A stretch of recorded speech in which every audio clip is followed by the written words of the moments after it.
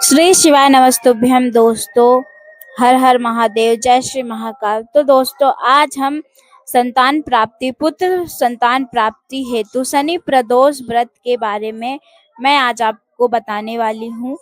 तो दोस्तों, अगर आपके घर में संतान नहीं है या आपके घर में पुत्र संतान नहीं है तो शनि प्रदोष व्रत बहुत ही ज्यादा अच्छा माना जाता है संतान प्राप्ति के लिए।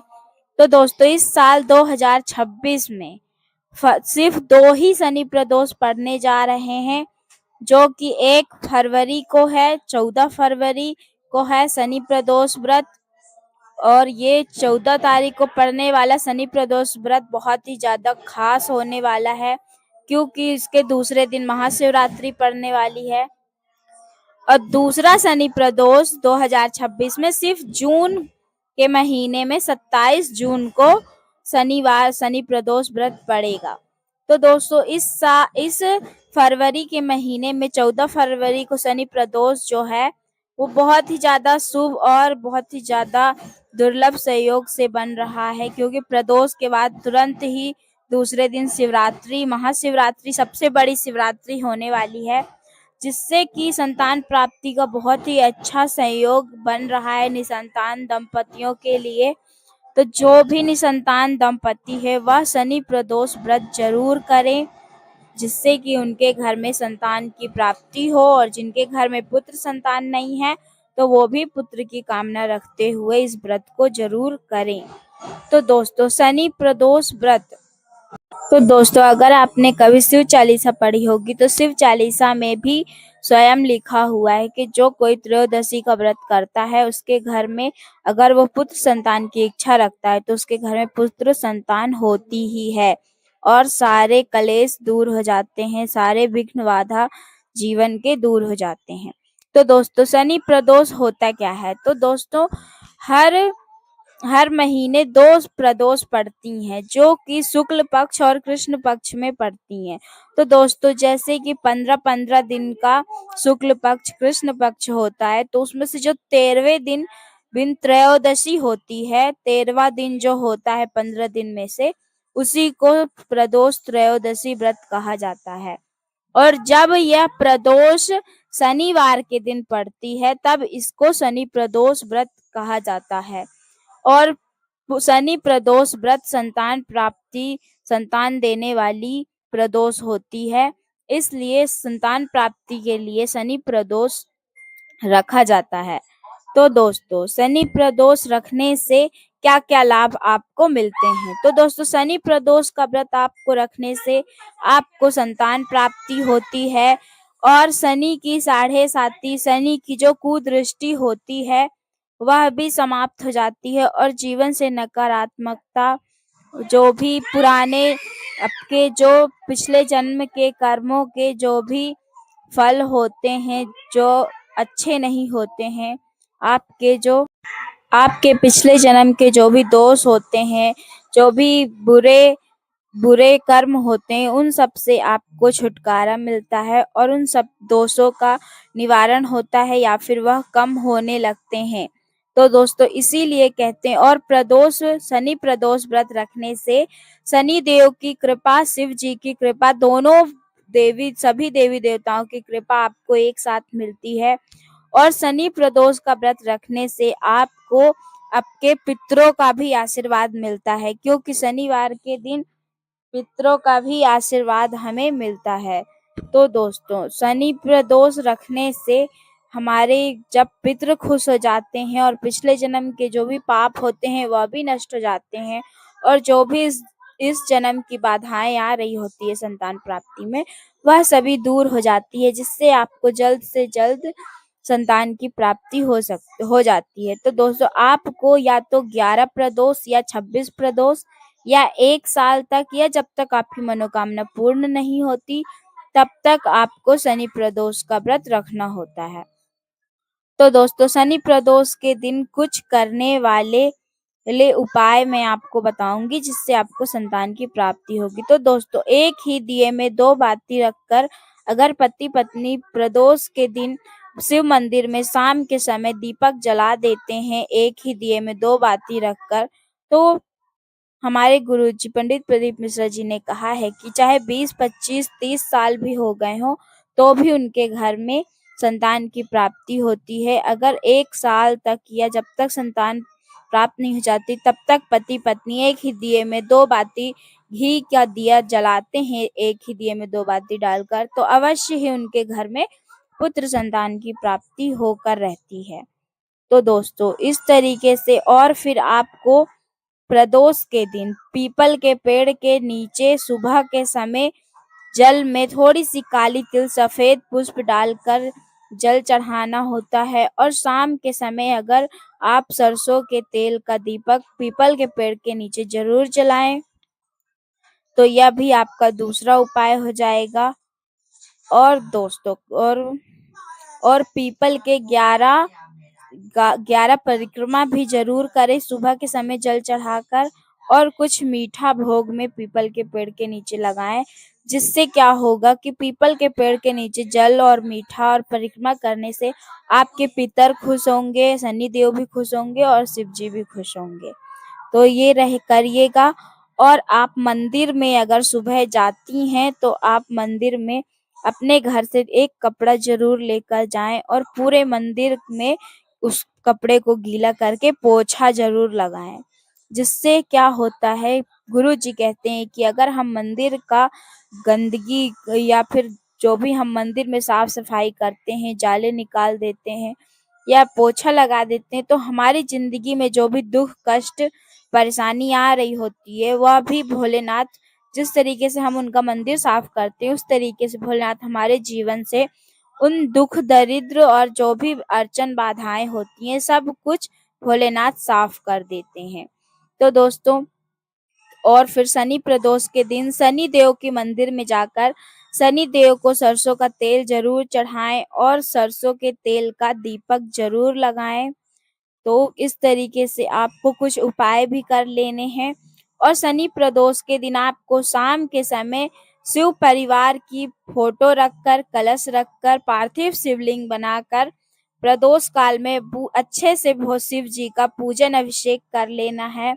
और प्रदोष की, शनि प्रदोष की आपको कथा पढ़ लेनी है, क्योंकि हर मतलब 7 दिन होते हैं, तो उसमें से 7 दिन की कथा अलग अलग होती है। तो आपको सिर्फ शनि प्रदोष की ही कथा पढ़नी है।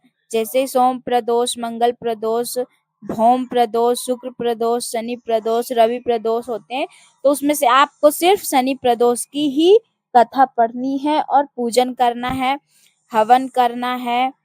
और बस इसी तरीके से आपको बढ़िया से पूजन कर लेनी है। और सुबह जब आप स्नान करके सूर्य भगवान को भी जल जरूर अर्पित करें, जिससे आपको सूर्य भगवान का भी आशीर्वाद मिल जाए। और अपने घर में लगे हुए तुलसी, समी, बेलपत्र या केले के वृक्ष में भी जल जरूर चढ़ाएं, जिससे कि आपको सभी देवी देवताओं की कृपा मिल जाएगी। और अगर आपके घर पे आसपास पेड़ पौधे ना हो तो भी कोई बात नहीं है। तो अगर आप व्रत रख रही हैं, तो अपने इन कुछ कार्य जरूर करें। और आप एक रोटी ले लें, रोटी में थोड़ी सी शक्कर रखकर, कुछ भी शक्कर या फिर गुड़ रखकर, आप उस दिन शनिवार के दिन किसी भी गाय को भोजन जरूर करा दीजिए। तो आप गाय को एक रोटी जरूर मीठा रखकर खिलाएं, जिससे क्या होगा, गौ माता में भी हमारे जितने भी 33 कोटि देवी देवता हमारे गौ माता के शरीर में होते हैं, तो हमें सारे देवी देवताओं का आशीर्वाद मिलेगा गौ को रोटी खिलाने से। तो एक यह छोटा सा उपाय करना ना भूलें, गाय को एक रोटी अवश्य खिलाएं। और दोस्तों, आप अपने घर के मंदिर में सुबह के समय अक्षत पुष्प लेकर आप जितने भी व्रत करना चाहती हैं, उसका संकल्प करके अपने घर में शिव जी के कहीं पर भी समर्पित कर दें। और रात के समय आप अपने पति को बोलकर सरसों के तेल का दीपक जरूर जलाएं पीपल के पेड़ के नीचे। तो शनि प्रदोष बहुत ही ज्यादा फलदायी व्रत माना जाता है। तो अगर आप संतान प्राप्ति या किसी भी कामना से शनि प्रदोष व्रत रखते हैं, तो उस दिन आपको नमक का सेवन बिल्कुल भी नहीं करना है और आपको सिर्फ मीठा ही खाना है। तो मीठे में अगर आप चाहें तो फल वगैरह खाकर व्रत रखें, या फिर शाम को आप जो भी खीर बनाएं भोग लगाने के लिए अपने किचन में आप कुछ मीठा जरूर बनाएं, चाहे चावल की खीर बनाएं, चाहे आप साबूदाने की खीर बनाएं और उसी मीठे को आप खा लें। इस तरीके से आपको वो व्रत रखना होता है, नमक का सेवन नहीं करना होता है। और कुछ नियमों का पालन भी आप जरूर करें प्रदोष के दिन। हो सके तो आप प्रदोष का व्रत शनि प्रदोष का व्रत जिस दिन भी आप कोई भी आप व्रत उद्यापन करती हैं, तो उस दिन आप बाल ना धोएं, क्योंकि शैम्पू वगैरह में अंडा मिला होता है, तो उससे आपका व्रत खंडित हो जाता है। इसलिए आप जब भी कोई भी व्रत रखें तो एक दिन पहले बाल धो लें और उस दिन सिर्फ पानी डालकर बाल धो लें। और उस व्रत करने वाले दिन आप ब्रश ना करें, क्योंकि ब्रश में भी बहुत सारी मिलावट होती है, जानवरों की हड्डी वगैरह मिलाई जाती है कोलगेट में। तो इसलिए आप उस दिन दातून का उपयोग करें व्रत वाले दिन, क्योंकि इतना बड़ा व्रत रखता है इंसान और छोटी छोटी भूल चूक के कारण हमारा सारा पुण्य चला जाता है। तो इसलिए कुछ बातों का ध्यान रखें। और अब जिस दिन आप व्रत रखती हैं तो उस दिन आप सिर्फ मोबाइल में बात करने के लिए ही मोबाइल का उपयोग करें, क्योंकि व्रत वाले दिन जब हम मोबाइल का यूज करते हैं तो हमारी नज़रों के सामने मोबाइल में कोई भी गंदे दृश्य आ जाते हैं, या फिर चिकन मटन जैसी खाने पीने की वीडियोस आ जाती हैं, जिससे हमारा व्रत जो है खंडित हो जाता है, नष्ट हो जाता है। इसलिए ये कुछ चीज़ों का ध्यान आप ज़रूर रखें व्रत वाले दिन। और किसी की भी चुगली वगैरह ना करें, किसी को भला बुरा ना कहें, किसी का दिल ना दुखाएं। बहुत ही अच्छे से उस दिन आप अपना दिल मन साफ करके बहुत ही लगन श्रद्धा से भगवान का व्रत रखें और अपनी कामना करने के लिए भोलेनाथ को मनाएं। तो इस तरीके से आप शनि प्रदोष का व्रत जरूर रखें, जो कि बहुत संतान प्राप्ति के लिए बहुत ही फलदायी व्रत माना जाता है। और स्वयं हर बहुत सारी किताबों में और पंडित प्रदीप मिश्रा जी ने भी कहा है कि शनि प्रदोष पुत्र संतान प्राप्ति के लिए किया जाता है। तो दोस्तों, अब कैसी लगी आपको मेरी जानकारी कमेंट में जरूर बताइएगा। अगर आपको मेरी वीडियोस अच्छी लगती हो तो प्लीज़ चैनल को लाइक सब्सक्राइब जरूर करिएगा।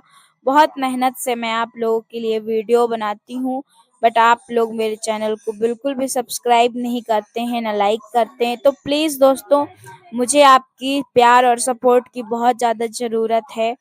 दोस्तों प्लीज़ मेरे चैनल को सपोर्ट करिए और मैं इसी तरीके से आप लोगों के लिए अच्छी वीडियोस लेकर आती रहूँगी। और अगर शनि प्रदोष से रिलेटेड कोई भी क्वेश्चन, कोई भी प्रश्न आपके मन में हो तो आप कमेंट कर मुझसे पूछ सकते हैं।